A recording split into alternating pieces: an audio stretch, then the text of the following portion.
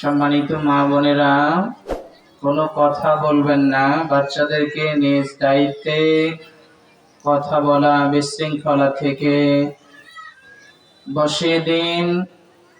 কোরআন সুন্নাহর আলো এখন হবে।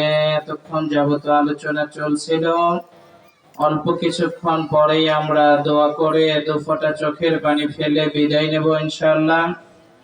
কাজেই এলোমেলো অন্য কোনো কথাবার্তা আমরা বলবো না, কারণ আমরা কোরআন সুন্নাহ থেকে কথা বলা এবং শোনার জন্য এসেছি।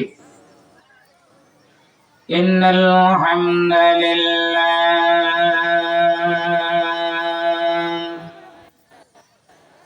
নাহমাদুহু ওয়া নাস্তাঈনুহু ওয়া নাস্তাগফিরুহু ونؤمن به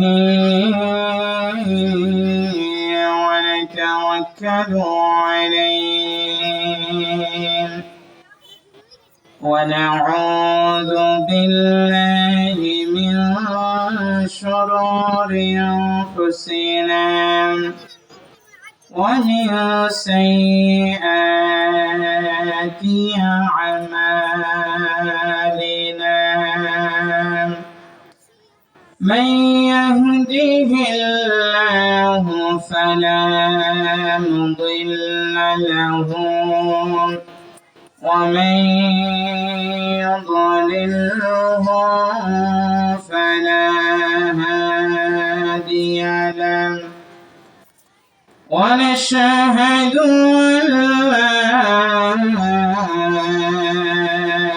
إله إلا الله وحده لا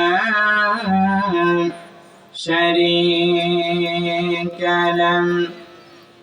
ونشهد أن محمدا عبد الله ورسوله الذي أرسله بالحق بشيرا ونذيرا وداعيا إلى الله بإذنه وسراجا وقمرا منيرا. فقد قال الله تعالى في كلامه المجيد وفرقانه الحميد. أعوذ بالله من الشيطان الرجيم. بسم الله الرحمن الرحيم. ربنا وابعث فيهم رسولا منهم يتلو عليهم آياتك ويعلمهم الكتاب والحكمة ويزكيهم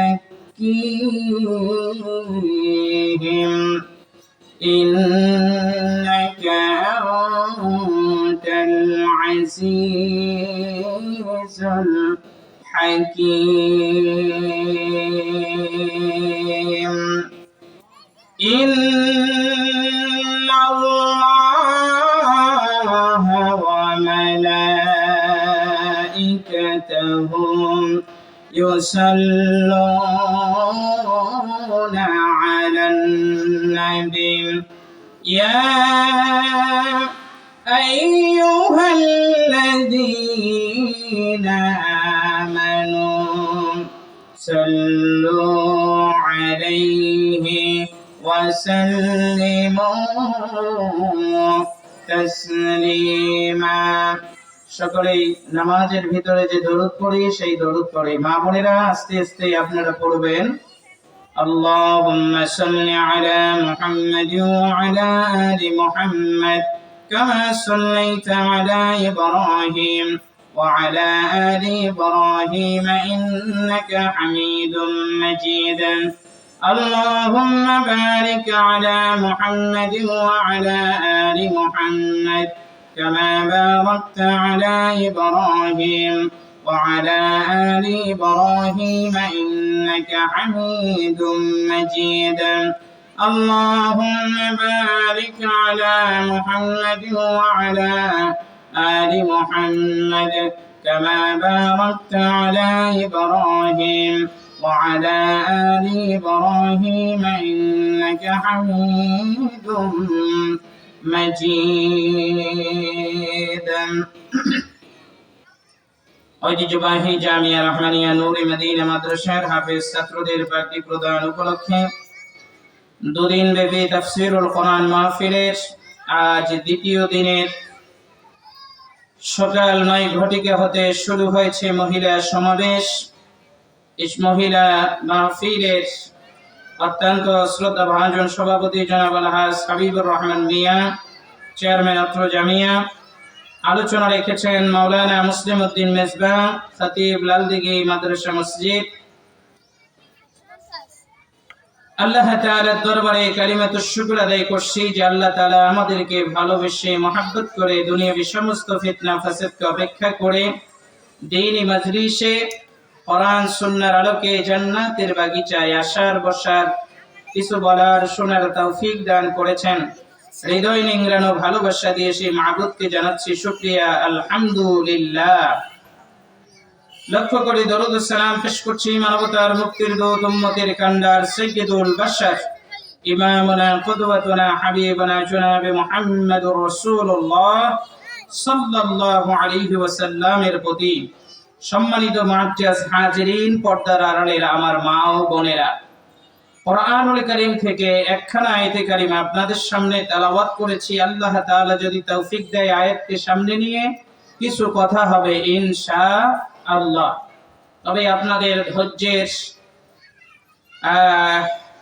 যদি ধৈর্য ধারণ করবেন ইনশাআল্লাহ, আর কথাগুলি দিলের কান দিয়ে শ্রবণ করার চেষ্টা করবেন ইনশাআল্লাহ। হতে পারে জীবনে এটাই শেষ মাহফিল হতে পারে, জীবনে এটাই শেষ দোয়ার অনুষ্ঠান হতে পারে। আর যদি এটাই শেষ হিসাবে কবুল হয়ে যায় তাহলে আপনার জীবন ধন্য হয়ে যাবে।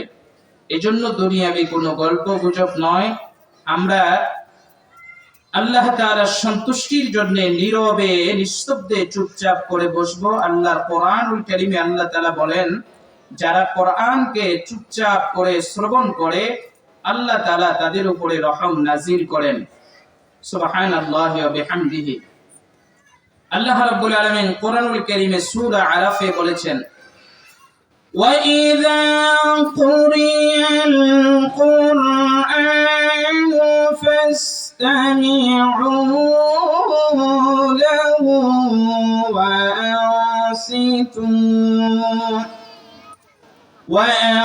وَأَنصِتُوا لَعَلَّكُمْ تُرْحَمُونَ।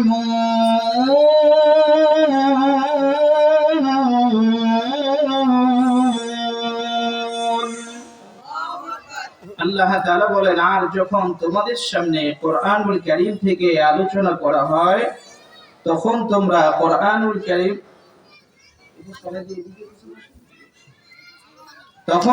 চুপচাপ করে কোরআন শ্রবণ করো। কোরআন যদি চুপচাপ করে শ্রবণ করো, হতে পারে আল্লাহ তাআলা তোমাদের উপরে রহম নাজিল করবেন। সুবহানাল্লাহি ওয়া বিহামদিহি।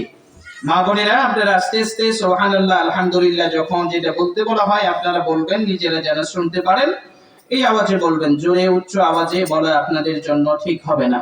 মনে রাখবেন ইনশাআল্লাহ, যেমনি ভাবে উচ্চ আওয়াজে যদি আল্লাহর প্রশংসা, আল্লাহর মহানত্ব বরত্ব করা না যায়, তেমনি ভাবে এখান থেকে একটি মাসআলা মনে রাখবেন, বলার আওয়াজ যেন আপনাদের উঁচু না হয়, আপনাদের আওয়াজ যেন অন্য কোনো পুরুষ শুনতে না পায়। দুনিয়াবি কোনো কথাবার্তার ক্ষেত্রে যেখানে আল্লাহর প্রশংসা জোরে করা নিষেধ এসেছে, সেখানে অন্য কোনো দুনিয়াবি কথা তো জোরে বলার কোনো প্রশ্নই আসে না।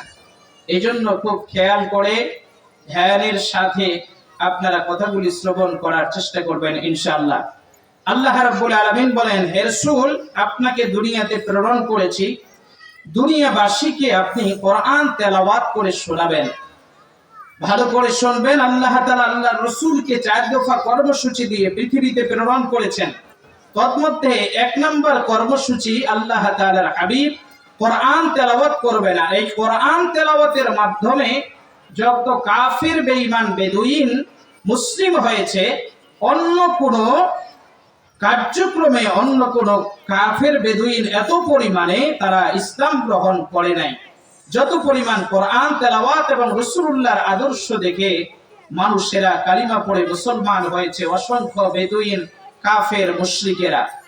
আল্লাহর হাবিব সাল্লাল্লাহু আলাইহি ওয়াসাল্লাম আল্লাহ তাআলার নির্দেশ যখনই পাইলেন, ইকরা বিসমি রাব্বিকাল্লাযী খালাক, খালাকাল ইনসানা মিন আলাক, ইকরা ওয়া রাব্বুকাল আকরামুল্লাযী আল্লামা বিল কলম। আল্লাহ রাব্বুল আলামিন আল্লাহর হাবিব মুহাম্মদ সাল্লাল্লাহু আলাইহি ওয়াসাল্লামের উপরে কোরআন অবতীর্ণ করলেন। কোরআন অবতীর্ণ করার পরে আল্লাহ রাব্বুল আলামিন ডেকে বলেন, হাবিব আপনি পড়ুন। জিবরাইল আমিন ওহী নিয়ে আসলেন।